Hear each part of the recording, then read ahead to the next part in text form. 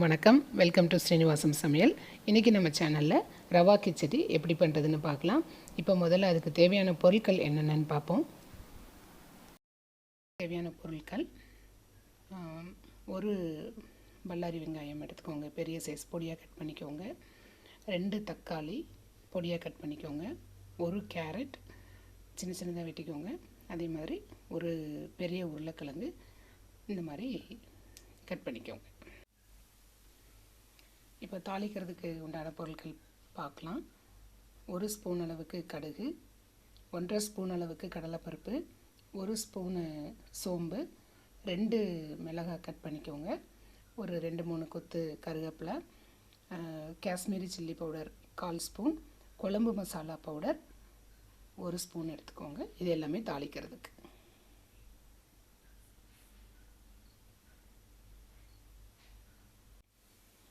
அதோட 1/4 கிலோ அளவுக்கு ரவை எடுத்துக்கோங்க.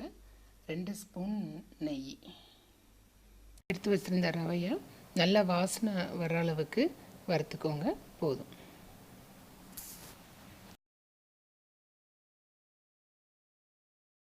இப்போ நம்ம எடுத்து வச்சுருந்த நெய்யை கடாயில் போட்டுருங்க.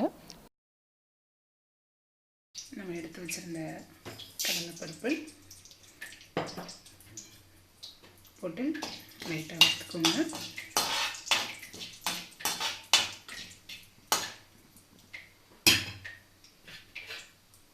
அது கூடவே கடுகு நல்லா வெடிச்சதும் அது கூடவே கொஞ்சம் சோம்பு,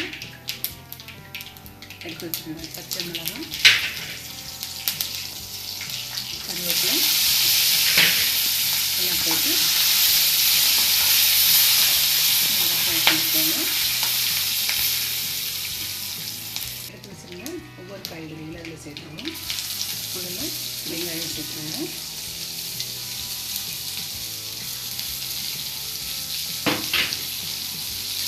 வெங்காயம் நல்லா வதங்கின அப்புறமா மற்ற காய்கறிகளை சேர்க்கலாம்.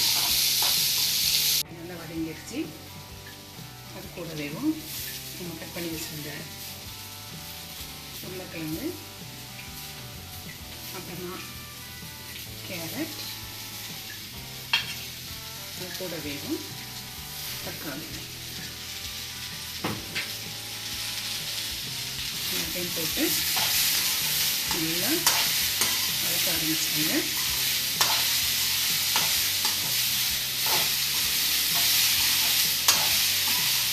காய்கறிகள் கொஞ்சம் நேரம் அப்படின்னா வதங்கிட்டோம்.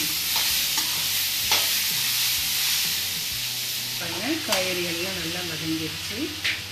நம்ம எடுத்து வச்சுருந்த மிளகாய் பொடி, குழம்பு பொடி, மஞ்சள் பொடி இது எல்லாத்தையும் நம்ம போட்டுடலாம். போட்டுட்டு நல்லா கலந்து விட்டுருங்க.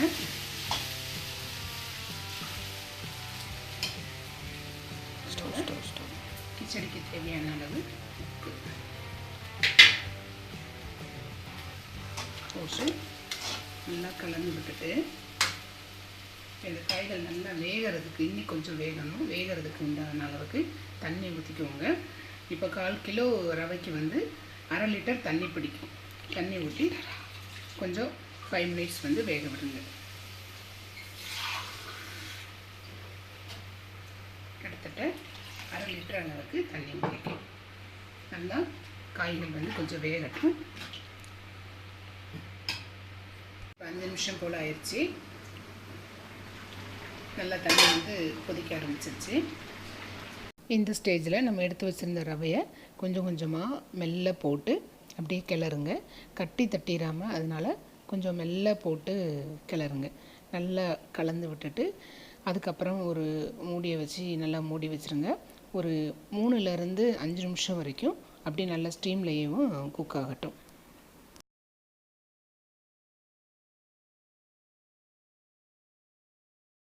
இப்போ பாருங்கள், கிட்டத்தட்ட 3 நிமிஷம் ஆயிடுச்சு. கிச்சடி சூப்பராக தயாராகிருச்சு. நல்லா வெந்திருக்கு. கொஞ்சம் கூட கட்டியாகலை. நல்லா வாசனையாகவும் இருக்குது. இப்போ இந்த ஸ்டேஜில் நீங்கள் ஸ்டவ்வை ஆஃப் பண்ணிடுங்க. இறக்குறதுக்கு முன்னாடி 1 ஸ்பூன் அளவுக்கு நெய் போட்டு மெல்ல அப்படியே கலந்து விட்டுருங்க. இது இப்போ சூப்பரான நறுமணத்தோட டேஸ்டான கிச்சடி தயாராகிருச்சு. பொதுவாக நமக்கு ரவையில் செய்கிற உப்புமானாலே நிறைய பேருக்கு பிடிக்கிறதில்ல. இப்போ இந்த மாதிரி நீங்கள் கிச்சடி செஞ்சு பாருங்கள், ரொம்ப டேஸ்ட்டாக இருக்கும். ரவை உப்புமா அப்படிங்கிற ஒரு கம்ப்ளைண்ட்டே வராது. கண்டிப்பாக இதை நீங்கள் ட்ரை பண்ணுங்கள், உங்கள் ஃப்ரெண்ட்ஸுக்கும் ஷேர் பண்ணுங்கள்.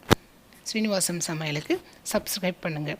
தினந்தோறும் திருமண விருந்து உங்கள் ஸ்ரீனிவாசம் சமையலில். தேங்க்யூ.